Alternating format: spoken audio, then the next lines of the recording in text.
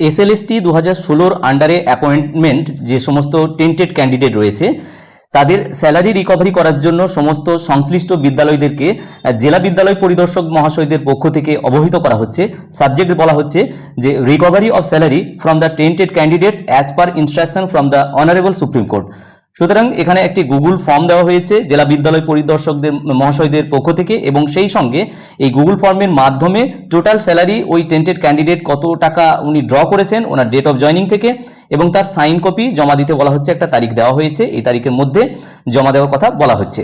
সুতরাং এটা top most urgent হিসাবে এই হিসাব করে গুগল ফর্মের মাধ্যমে, এবং একটা এক্সেল শিটও দেওয়া হয়েছে তার মাধ্যমে কিন্তু জমা করতে বলা হচ্ছে। তো এই এক্সেল শিটে কোন কোন ডকুমেন্টগুলো চাইছে এবং এই স্যালারি কিভাবে ক্যালকুলেট করব এই সংক্রান্ত ছোট্ট একটি প্রতিবেদন এই ভিডিওর মাধ্যমে আমি শেয়ার করার চেষ্টা করছি।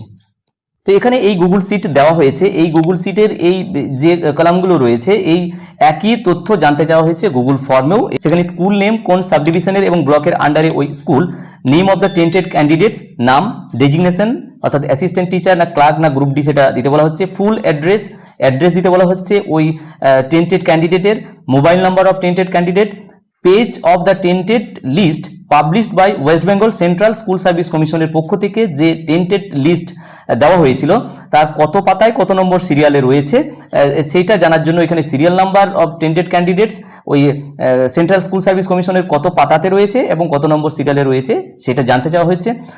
মোস্ট ইম্পর্টেন্ট যেটা গুরুত্বপূর্ণ বিষয়, স্যালারি ড্রন ফ্রম তার ডেট অফ জয়নিং কোন মাসে এবং কোন সালে সেইটা থেকে শুরু করে কত দূর পর্যন্ত স্যালারি তিনি ড্র করেছেন ওই টেন্টেড ক্যান্ডিডেট, এবং টোটাল অ্যামাউন্ট কত গ্রস স্যালারি উনি ড্র করেছেন সেটা এখানে দিতে বলা হচ্ছে।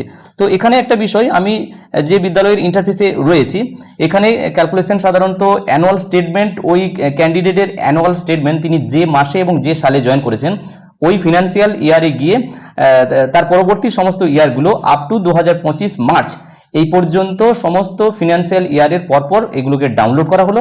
ডাউনলোড করার পর তার যে টোটাল গ্রস স্যালারি প্রত্যেকটা ফিনান্সিয়াল ইয়ারের কাউন্ট করে দেখা গেল এই যে গ্রস স্যালারির অ্যামাউন্ট এখানে লেখা হলো 20 থেকে 22 লাখ গ্রুপ সিদের জন্য হচ্ছে, ক্লার্ক যারা, অ্যাসিস্ট্যান্ট টিচারের ক্ষেত্রে হয়তো সেটা 40-42 লাখ এরকম হয়তো অ্যামাউন্ট হতে পারে।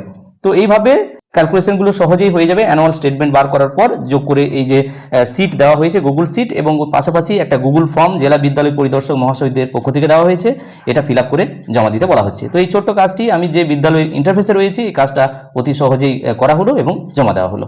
ভিডিওটি প্রত্যেককে দেখার জন্য ধন্যবাদ। প্রত্যেকে ভালো থাকুন, সুস্থ থাকুন।